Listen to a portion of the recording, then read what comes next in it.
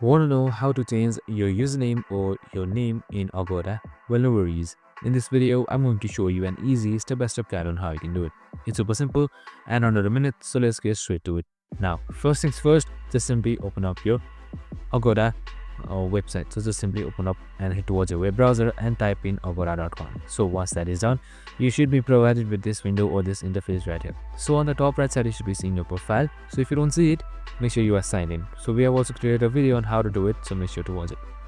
So once you have selected that, here you should be seeing your profile that should be right below points max. Just simply select it. And now once you have selected profile, here you should be seeing user details, and on the first in this green box you should be seeing your name. So in order to edit or change it, just simply select edit right here, and you can just simply change it accordingly, that is your first name and last name, and then select save right here.